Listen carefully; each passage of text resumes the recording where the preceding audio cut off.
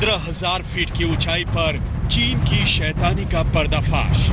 14,000 feet की ऊंचाई पर जो कि रिमखिम मौजूद है, इसके अलावा करीब 15,500 फीट की ऊंचाई पर लपथल मौजूद है। कुल मिलाकर के ये वो इलाका है जहां पर चीन की तरफ से घुसपैठ करने की कोशिश की जाती है।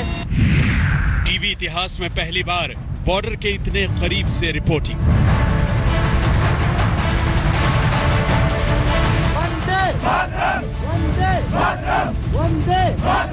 जहां के बर्फीले इलाकों में -40 डिग्री सेंटीग्रेड तक टेम्परेचर चला जाता है और जहां ऑक्सीजन की कमी होती है। सरहद पर जवान किस तरीके से यहां पर भारत और चीन की सीमा की सुरक्षा कर रहे हैं।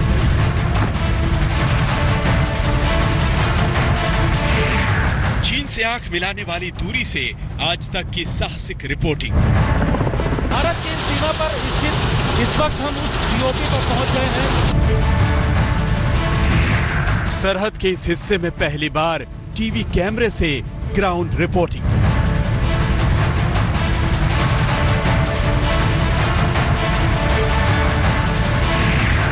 बॉर्डर के सबसे मुश्किल मोर्चे से आज तक की रोमांचक कवरेज। नमस्कार, आप देख रहे हैं आज तक। आपके साथ मैं हूं सईद अंसारी। जी हां, जो आपने देखा ये उस साहसिक रिपोर्टिंग का एक ट्रेलर था जो आज हम आपको खबरदार में दिखाने जा रहे हैं। डोकलाम में जब से चीन की बदमाशियां शुरू हुई हैं, हम आपको लगातार चीन की बॉर्डर पर चीन की तैयारियों की ग्राउंड रिपोर्ट दिखाते रहे हैं और उसी कड़ी में आज हम आपको उत्तराखंड के उन 2 बॉर्डर पोस्ट पर लेकर चलेंगे जहां से चीन की सीमा 2 किलोमीटर की महज दूरी पर है।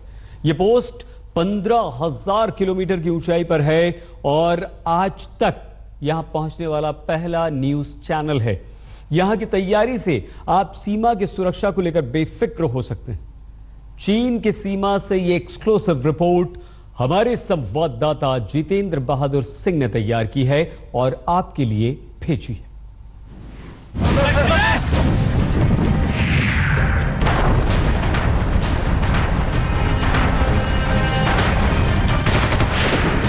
डोकलाम एक सबक है। चीन की शैतानियां किस शक्ल में हमारे सामने आ जाए कुछ नहीं कहा जा सकता।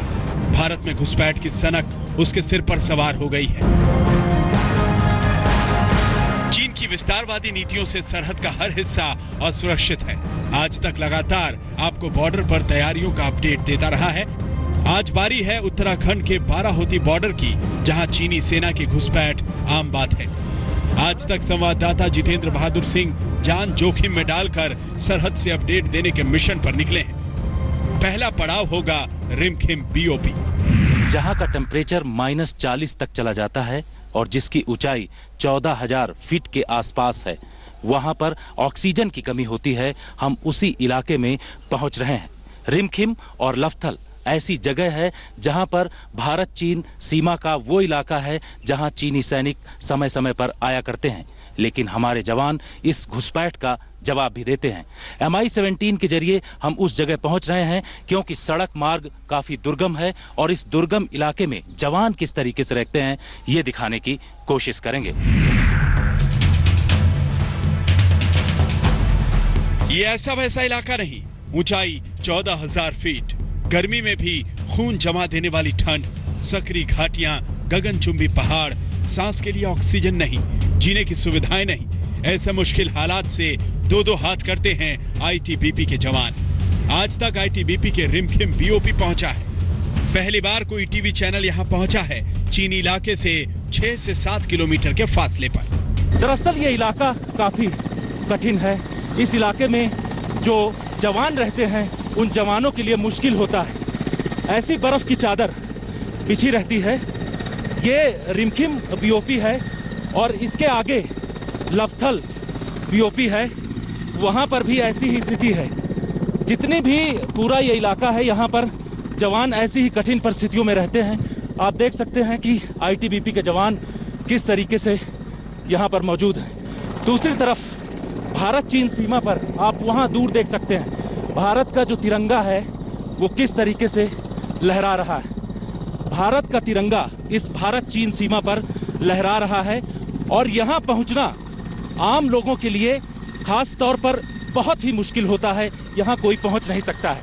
लेकिन ये ऐसा इलाका है जहाँ पर देश के जवान भारत की सरहदों की सुरक्षा बड़े स्तर पर करते हैं। ये चीन की हर शैतानियों पर पल पल नजर रखने वाले आईटीबीपी के जवान हैं। 6 महीने तक इनका बाहरी दुनिया से नाता बिल्कुल कट जाता है। ये टीन से बने इस बैरक में रहते हैं। हमने इन जवानों की परेशानियों को समझने की कोशिश की।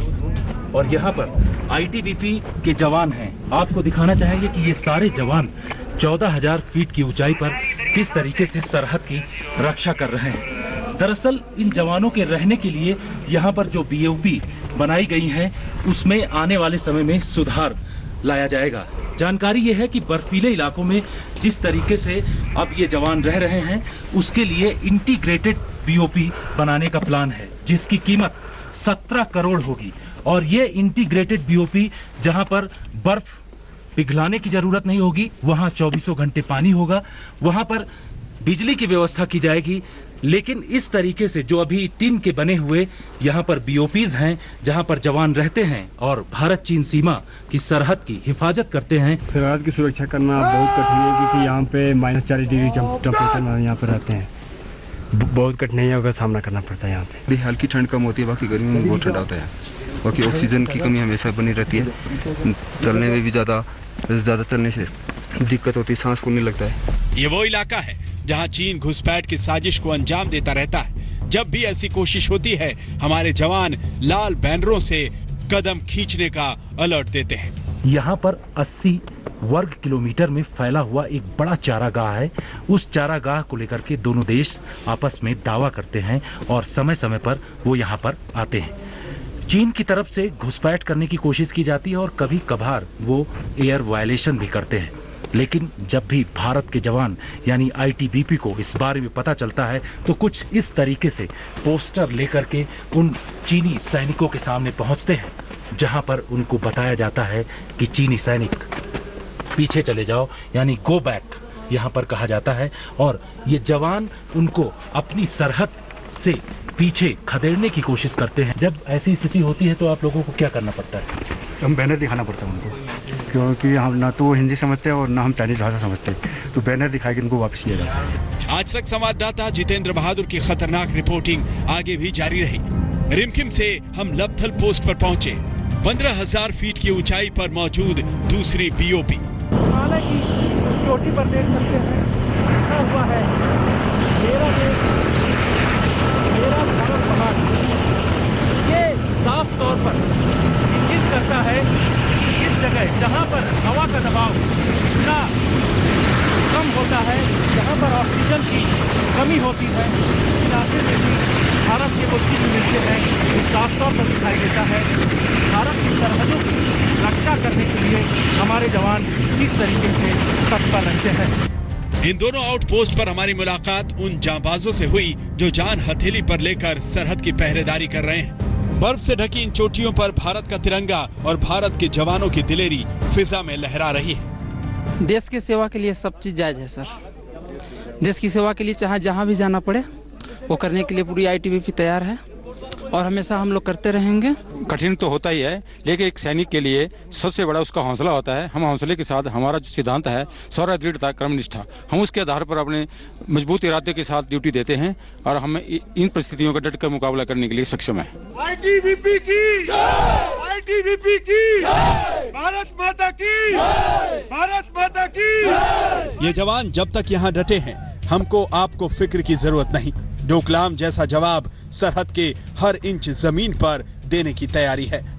उत्तराखंड के लपथल बॉर्डर से जितेंद्र बहादुर सिंह, आज तक। मेरे प्यारे भारत में न कोई भूखा नंगा हो, हिंदू मुस्लिम सिख ईसाई मजहब का ना दंगा हो, सबके दिल में बत्ती है प्रेम।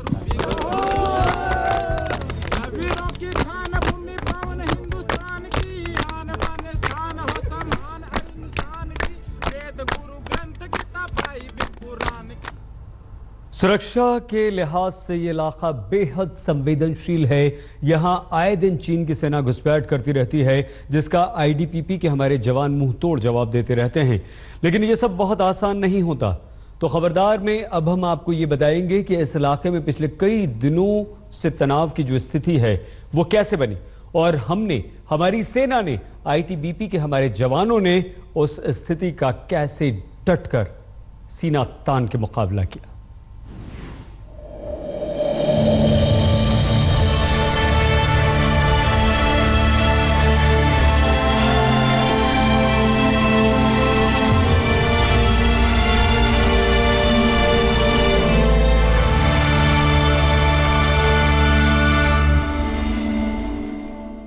बर्फ की सफेद चादर में लिपटा ये इलाका कभी महफूज नहीं रहा। एक तरफ कुदरत की मार तो दूसरी तरफ चीन की शैतानी। इस दोहरी चुनौती को अपने जज्बे से इन जवानों ने आसान बना दिया। हम जैसे भी बॉर्डर पे रहते हैं, बॉर्डर पे रहते हुए वहाँ का जो ऑक्सीजन है, जैसे ही अधिक बर्फ पड़ती है, बर्फ पड़ने के साथ ही ऑक्सीजन भी कम हो जाती है। हमें पानी की समस्या आती है। पानी के लिए हम जो बर्फ होती है उसी बर्फ को पिघला करके हम अपना जो है पानी पीते हैं। ऐसा है जी, हमें 30 साल सर्विस करते हो गया है। अब हमें आदत पड़ गई है सेना बॉर्डर पे रहने की। हमें कोई परिस्थिति से डर नहीं लगता। उत्तराखंड से सटा करीब 350 किलोमीटर का चीन का बॉर्डर है। उतनी तनातनी तो यहाँ नहीं रहती, लेकिन चीन घुसपैठ से बाज नहीं आता। चीनी घुसपैठ की लंबी फहरिस्त पर गौर करिए। 19 जुलाई 2016 को चमोली जिले के राजस्व अधिकारियों की टीम ने चीनी सैनिकों को सीमा के भीतर देखा। राजस्व अधिकारियों की जानकारी के बाद आईटीबीपी ने चीनी सेना को सीमा से बाहर जाने को कहा। दोनों तरफ से जवानों के बीच पोजीशन छोड़ने को लेकर तनातनी हुई, जिसके बाद चीनी सेना वापस लौट गई। आईटीबीपी की रिपोर्ट में चीनी सेना के जवानों के भारतीय सीमा के 200 मीटर अंदर घुसने की बात कही गई। 25 जुलाई 2016 को चीन ने असैनिक जोन में घुसपैठ की। चीन का हेलीकॉप्टर 10 मिनट तक भारतीय सीमा में उड़ता रहा। चीन अपनी घुसपैठ की आदतें दोहराता रहता है। अक्सर चेतावनी से बात बन जाती है, लेकिन कई बार आईटीबीपी जवानों को सख्ती भी दिखानी पड़ती है। यहाँ से रिमखिम के इलाके से बताते हैं कि 2 किलोमीटर की दूरी पर बारा होती है। ग्रेजिंग ग्राउंड है बहुत बड़ा, और ये बताते हैं कि वहाँ पर घुसपैठ भी करने की कोशिश चाइना की तरफ से की जाती है। तो कितना हम लोग तैयार हैं उन तमाम चीज़ों के लिए? इन चीज़ों के लिए आईटीबीपी हमेशा तैयार रही है, और इसकी जो पेट्रोलिंग है, जो निगरानी है, वो हम मैनुअली भी करते हैं। और अब नई नई जो मशीन से, जो गजेट्स हैं, उसके माध्यम से भी इसकी निगरानी हर समय हमारी ट्रूप्स वहाँ पे करती रहती है। ये इलाका इतना दुर्गम है कि यहाँ सड़क रूट से आना अभी मुमकिन नहीं। बीआरओ ने रिमखिम तक सड़क तो बनाई है, लेकिन वो अभी शुरू नहीं हो पाई है। रिमखिम 14,000 और लपथल 15,000 फीट की ऊंचाई पर है। रिमखिम में आईटीबीपी की 3 और लपथल में 1 कंपनी है। चीन की शैतानियों को देखते हुए अब यहाँ सतर्कता बढ़ा दी गई है। 3 महीने पहले केंद्रीय गृह राज्य मंत्री किरण रिजिजू यहाँ आए। अब इन 2 बीओपी की काया पलट का प्लान तैयार है। यहाँ जब तक हम खुद नहीं आएंगे और मंत्री जब इनके बीच में नहीं आएंगे, तो हमको जानकारी नहीं रहेंगे कि जमीनी हालत कैसे, किस परिस्थिति में ये लोग काम करते हैं, इसका अंदाजा नहीं होता है। देश के जो आम जनता है, इनको भी अंदाजा नहीं होगा कि हमारा जवान किस तरीके से, किस परिस्थिति में काम करता है। जैसे आप देख रहे हैं, सारा जो पूरा बर्फ से ढका हुआ है। तो ये इस परिस्थिति में यहाँ हम लोग कोशिश करेंगे कि और भी उनका हौसला बढ़ाने के लिए क्या क्या कर सकते हैं, हम करेंगे। ये बेहद मुश्किल मोर्चा है। घर परिवार से महीनों दूर रहने की चुनौती होती है। बर्फीले तूफान का खतरा रहता है। ईयरफोन से गाना सुनने पर पाबंदी है, क्योंकि इससे एवलांच का अलर्ट न सुन पाने का जोखिम होता है। लेकिन फर्ज और मुल्क से मोहब्बत इन्हें फौलाद बना देती है। जितेंद्र बहादुर सिंह, रिमखिम बीओपी, आज तक। देश का करीब आधा हिस्सा मॉनसून की ओवर मेहरबानी के चलते सैलाब में डूबा हुआ है। झमाझम हो रही बरसात के चलते सारी नदियां, ताल तलैया, बांध, तालाब लबालब हो गए हैं। ये पानी जब अपनी सीमाओं में नहीं सिमट पाया तो शहरों में, गांवों में तबाही मचा गया, और ज़्यादातर इलाकों में जहां तेज़ बारिश हो रही है, बाढ़ आ रही है, वहां लोगों का जीना मुश्किल हो रहा है।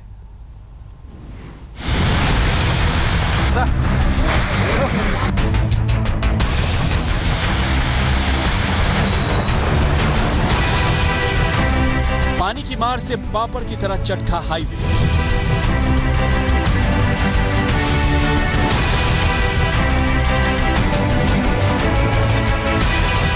पेड़ ने चलती गाड़ी का कचूमर निकाल दिया।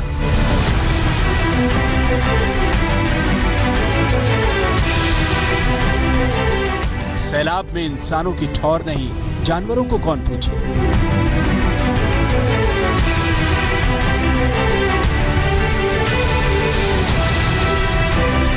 पुलिया की तरह बह गया रेलवे ट्रैक।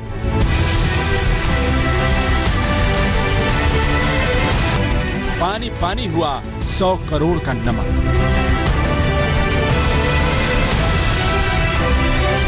टापू बनी दरगाह से आसमानी रेस्क्यू।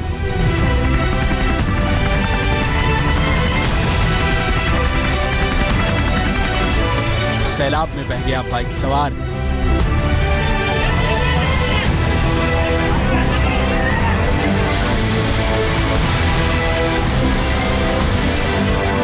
पानी पानी जिंदगानी। बाढ़ की सबसे बुरी मार इस बार गुजरात पर पड़ी है। कोई ऐसा दिन नहीं गुजरात में बीतता जब गुजरात के कम से कम आधा दर्जन जिलों में बाढ़ नहीं आती या इन जिलों से बाढ़ की तबाही की खबरें ना आती हों। लाखों लोग अपनी जान बचाने के लिए इधर से उधर मारे मारे फिर रहे हैं। गुजरात में आज की क्या स्थिति है और इस स्थिति के पीछे की वजह क्या है, सब कुछ देखिए हमारी इस रिपोर्ट में।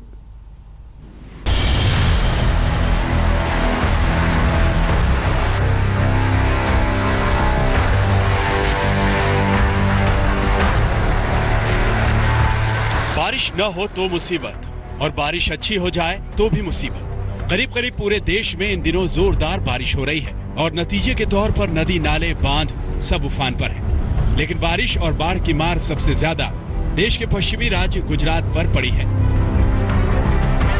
पिछले करीब एक हफ्ते से आप तमाम टीवी चैनलों पर गुजरात में बाढ़ की तबाही की तस्वीरें देख रहे हैं। गांव के गांव सैलाब में डूब गए। शहरी इलाकों में भी ऐसी बारिश हुई कि सड़कें ताल तलैया बन गई, हाईवे टूट गए, बांध ओवरफ्लो हो गए। हर तरफ पानी की तबाही का मंजर है। लेकिन यह हालात क्यों बन गए, ये आपने अभी तक नहीं जाना। वजह है गुजरात पर मॉनसून की जबरदस्त मेहरबानी जो अब अभिशाप बनती जा रही है। गुजरात में इस मॉनसून में अब तक सामान्य से 2 गुनी बारिश हो चुकी है। गुजरात में अब तक सामान्यतः 65 मिलीमीटर के बजाय 140 मिलीमीटर बरसात हो चुकी है। इस नक्शे के जरिए समझिए कि गुजरात के किन इलाकों में 2 गुनी से 4 गुनी तक बरसात हो चुकी है। 13 जुलाई से 19 जुलाई तक मौसम विभाग के आंकड़ों के मुताबिक वलसाड में 530 मिलीमीटर बरसात हुई, जबकि इसी दौरान सामान्य बरसात का आंकड़ा 202 मिलीमीटर है। नवसारी में सामान्यतः 163 मिलीमीटर बारिश की तुलना में अब तक 321 मिलीमीटर बरसात हो चुकी है। द्वारका में सामान्य बारिश का आंकड़ा 48 मिलीमीटर है, असल में हुई है 144 मिलीमीटर। जामनगर में सामान्य बारिश का आंकड़ा 67 मिलीमीटर है और असल में हुई है 241 मिलीमीटर बरसात। कच्छ में सामान्य बारिश 46 मिलीमीटर होती है, लेकिन असल में हुई है 198 मिलीमीटर। मोरबी में सामान्यतः बारिश का आंकड़ा 60 मिलीमीटर है, लेकिन अब तक 234 मिलीमीटर पानी बरस गया। सुरेंद्रनगर में सामान्यतः बारिश का आंकड़ा 44 मिलीमीटर है, लेकिन असल में 230 मिलीमीटर। इसी तरह राजकोट में सामान्यतः 66 मिलीमीटर के बजाय 173 मिलीमीटर बरसात हो चुकी है। बारिश के आंकड़े जमीन पर कहर ढा रहे हैं। अब ये देखिए मोरबी जिले में सड़क का क्या हाल हुआ है। देखकर यकीन नहीं होता कि पापड़ की तरह चटकी ये सड़क नेशनल हाईवे है। करीब 2 किलोमीटर तक नेशनल हाईवे पपड़ी की तरह उखड़ा पड़ा है। वजह है यही कि मच्छू बांध से छोड़ा गया करीब 2.5 लाख क्यूसेक पानी। हफ्ते भर से जारी भारी बारिश के बाद लबालब भरे बांध पर खतरा मंडराने लगा तो पानी छोड़ना पड़ा। नतीजा आपके सामने है। राजकोट के मलिया में ऐसी बरसात हुई कि सड़क से लेकर रेलवे ट्रैक सब जलमग्न हो गए। इस रेलवे ट्रैक की हालत देखिए, किसी बरसाती पुलिया की तरह अब बहा कि तब बहा। सड़कों पर इतना पानी भरा है कि ट्रक वाले भी आगे बढ़ने की हिम्मत नहीं जुटा पा रहे। ये तस्वीरें कच्छ की हैं और ये ढेरियां हमारे आपके खाने की सबसे जरूरी चीज नमक की हैं। लेकिन भारी बरसात के चलते ये गोदाम नहीं पहुंचाया जा सका और करीब 100 करोड़ की कीमत का नमक बर्बाद हो गया। बनासकांठा के दर्जनों गांव डूब की चपेट में है। सबसे बुरी हालत लाखनी और दीसा तहसीलों की है। यहां एनडीआरएफ की टीम तैनात कर दी गई है। अब तक 110 परिवारों को सुरक्षित बाहर निकाला गया है। राजकोट के एक गांव की दरगाह में एक बुजुर्ग अकेला फंस गया था। दरगाह के चारों तरफ पानी ही पानी था और इस शख्स तक पहुंचने का कोई रास्ता नहीं था। ऐसे में एयरफोर्स ने हेलीकॉप्टर के जरिए रेस्क्यू ऑपरेशन चलाकर बुजुर्ग की जान बचाई। सुरेंद्रनगर में सैलाब के बीच दो बुजुर्ग काफी देर तक फंसे हुए थे। एनडीआरएफ की टीम ने ऑपरेशन चलाकर दोनों को सकुशल बाहर निकाला।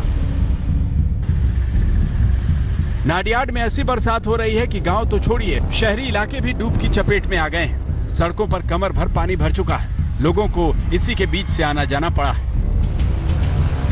नौसारी में झमाझम बरसात के चलते अंबिका, पूर्णा और खापरी नदियां उफान पर हैं। इलाके में अगले 48 घंटों तक बारिश का अलर्ट जारी किया गया है।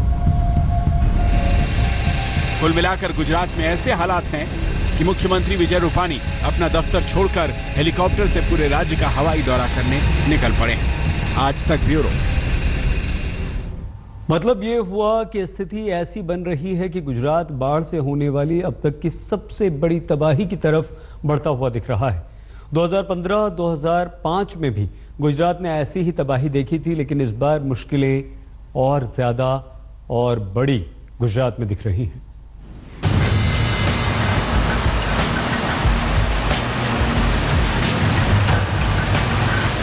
गुजरात में 2 गुनी बरसात से 4 गुनी आफत टूट पड़ी है। करीब आधा राज्य बाढ़ की चपेट में है। क्या गांव, क्या शहर, क्या सड़क, क्या नदी, क्या पुल और क्या रेल ट्रैक, हर जगह एक ही तस्वीर दिख रही है, पानी और सिर्फ पानी। हालात ऐसे बन रहे हैं कि ये साल गुजरात में बाढ़ से सबसे बड़ी तबाही का साल साबित हो सकता है। बाढ़ और बारिश से गुजरात में अब तक 67 लोगों की मौत हो चुकी है। 6000 से ज्यादा लोग बाढ़ की वजह से विस्थापित हो चुके हैं। बाढ़ के चलते 900 से ज्यादा पशुओं की मौत की खबर आ चुकी है। भारी बारिश की वजह से राज्य के 23 बांध ओवरफ्लो हो चुके हैं। साथ ही गुजरात की 50 से ज्यादा अहम सड़कें बाढ़ और बारिश के चलते बर्बाद हो चुकी हैं। 214 व्यक्ति को रेस्क्यू करते हुए बचाया गया है। एनडीआरएफ, इंडियन एयरफोर्स, एसडीआरएफ और अदर एजेंसीज के द्वारा बचाव कार्य जारी है। 6235 लोगों को स्थलांतर भी किया है और 24/7 state control, district control, collectors और फ्लड कंट्रोल की सब हमारी कचहरियां कार्यरत है। 12 साल पहले यानी 2005 में गुजरात ने बाढ़ से अब तक की सबसे बड़ी तबाही झेली थी। 2005 में आई इस तबाही में प्रदेश के 20 जिले प्रभावित हुए थे। बाढ़ और बारिश के चलते 123 लोगों को जान गंवानी पड़ी थी, जबकि 2.5 लाख से ज्यादा लोग विस्थापित हुए थे। 2005 के इस सैलाब के 10 साल बाद गुजरात दोबारा वैसे ही तबाही का गवाह बना। 2015 में आई बाढ़ ने गुजरात को एक बार फिर घुटनों पर ला दिया था। 2015 की बाढ़ में प्रदेश के 14 जिले प्रभावित हुए थे। बाढ़ और बारिश के चलते 72 लोगों की जान गई थी, जबकि 4 लाख से ज्यादा लोग बाढ़ के चलते विस्थापित हुए थे। इस बार मॉनसून के 1/3 वक्त में ही आधे से ज्यादा बरसात हो चुकी है। जाहिर है आने वाले वक्त में भी मॉनसून के तेवर ऐसे ही रहे तो हालात संभालने मुश्किल हो जाएंगे। आज तक ब्यूरो। गुजरात के बाद आइए अब बढ़ते हैं राजस्थान और महाराष्ट्र की तरफ। रेगिस्तान में बारिश ने ऐसा कहर ढाया कि मंजर किसी समंदर सा हो गया। और दूसरी तरफ मुंबई में भारी बरसात के चलते लगातार दूसरा दिन हादसों वाला दिन रहा।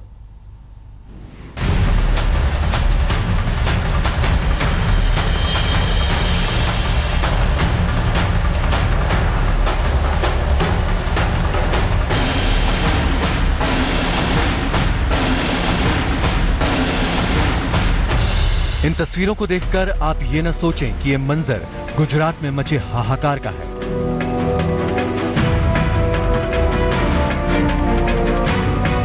बहुत दूर तो नहीं, लेकिन पड़ोसी राजस्थान भी बर्बादी की बारिश से जूझ रहा है। सड़कों पर बहता बेहिसाब पानी राजस्थान के दूसरे सबसे बड़े शहर जोधपुर का है। ऐसा लग रहा है मानो कुदरत जोधपुर पर ही अपना सारा क्रोध बरसा रही है। सड़कों पर पानी ऐसे बह रहा है जैसे कोई नदी हो जो अपनी सभी सीमाओं को तोड़ने पर आमादा हो। हालांकि लोगों की मजबूरी है, लिहाजा जान हथेली पर लेकर भी जरूरी काम के लिए बाहर निकल रहे हैं। क्या पता कब इस तेज धार में दोपहिया वाहन से लगाम छूट जाए। पानी ने आम और खास का भी फर्क मिटा दिया है। पुलिस स्टेशन भी लबालब होने से बच नहीं सका। थाने का पूरा परिसर कई फीट पानी में डूबा हुआ है। अब आपको राजस्थान के ही प्रतापगढ़ ले चलते हैं। यहाँ भी जल प्रलय की स्थिति है। सड़कों पर बहते पानी में हाईवे गुम हो चुका है। नदी और सड़क का फर्क खत्म हो गया है।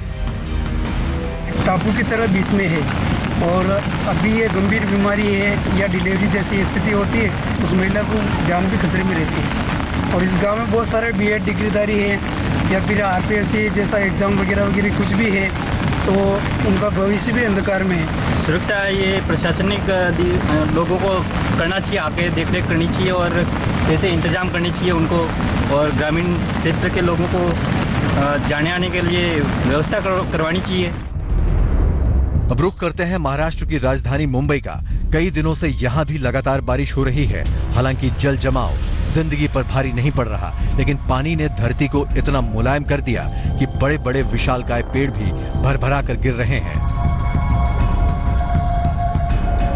परेल की तस्वीर देखिए। पेड़ के तने से दबकर एक कार और 2 स्कूटर का कचूमर निकल गया। इस हादसे में 3 लोग घायल होकर अस्पताल में इलाज करा रहे हैं।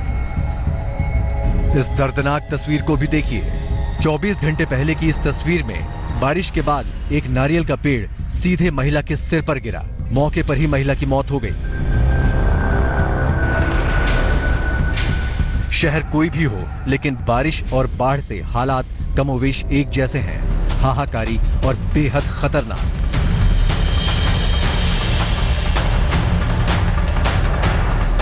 आज तक ब्यूरो। देश के कई राज्यों में भारी बारिश हो रही है, बाढ़ से बुरा हाल है। गुजरात सबसे ज्यादा प्रभावित है, राजस्थान मध्य प्रदेश का हाल बुरा है। लेकिन अब हम आपको बाकी देश के राज्यों का हाल भी दिखाते हैं। उत्तराखंड, असम में भी बहुत बुरी हालत है, जोरदार बारिश हो रही है, नदियां जो हैं वो उफान पर हैं। और हिमाचल प्रदेश में और भी बुरा हाल है, क्योंकि हिमाचल प्रदेश में भारी बारिश की वजह से बड़े बड़े जो पहाड़ हैं वो दरक रहे हैं, जिनकी वजह से सड़कें जाम हो रही हैं, मुसाफिर रास्ते में फंसे हुए हैं और तमाम तरह की तकलीफें उन्हें उठानी पड़ रही हैं।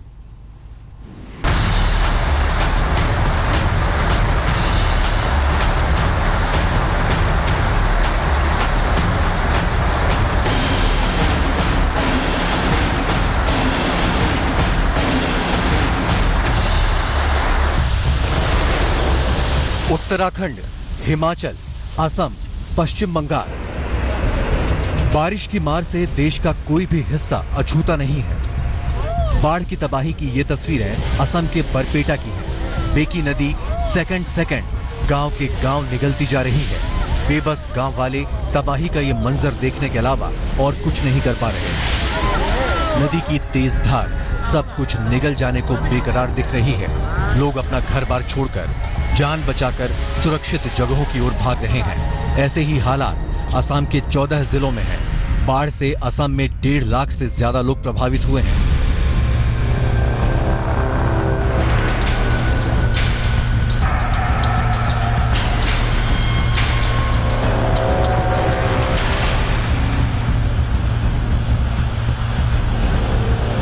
लोगों की मदद के लिए जगह जगह एसडीआरएफ और एनडीआरएफ की टीमें तैनात हैं, मगर बेकाबू हालात पर फिलहाल कोई काबू नहीं दिख रहा।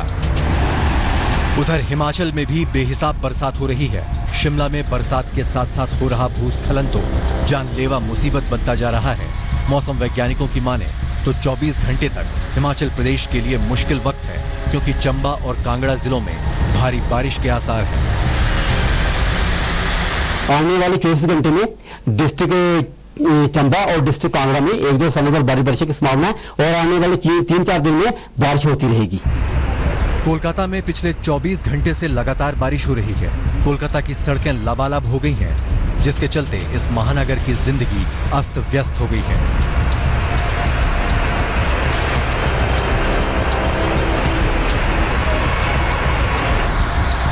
उत्तराखंड में भारी बरसात के बीच उत्तरकाशी से हैरान करने वाली तस्वीरें भी सामने आई हैं। नीचे भागीरथी नदी गरजती हुई बह रही है और कुछ ही फुट ऊपर एक देसी ट्रॉली पर सवार लोग जिंदगी खतरे में डाल रहे हैं। ट्रॉली बहुत कमजोर स्थिति में है। जो उसके कड़े हैं जिसके ऊपर ट्रॉली आर पार जाती है वो काफ़ी कमजोर स्थिति में है और कोई भी बड़ा हादसा हो सकता है। तो हम जिला प्रशासन से चाहेंगे कि यहाँ पे तत्काल नई ट्रॉली लगाई जाए और उसको जो ट्रॉली वर्तमान में वहाँ पे है उसकी रिपेयर की जाए। अभी किसी भी ग्रामीण के स्तर से मेरे पास नहीं आया है, लेकिन आप लोगों ने अभी इस बात को मुझे बताया है तो मैं अभी तत्काल ही जो है PWD को कह रहा हूँ कि वो जाके वहाँ देखें और अगर कहीं भी कोई इस तरीके की सिचुएशन है कि जहाँ पर ट्रॉली की जो रस्सी वगैरह है उसमें क्षतिग्रस्त है तो उसको तत्काल बदला जाए। दरअसल 2012 की बाढ़ में यहाँ का पुल टूटने के बाद गांव वालों के आने जाने का रास्ता बंद हो गया था, जिसके बाद से लोग इसी तरह रोजाना मौत के खौफ से रूबरू होते हैं। आज तक ब्यूरो।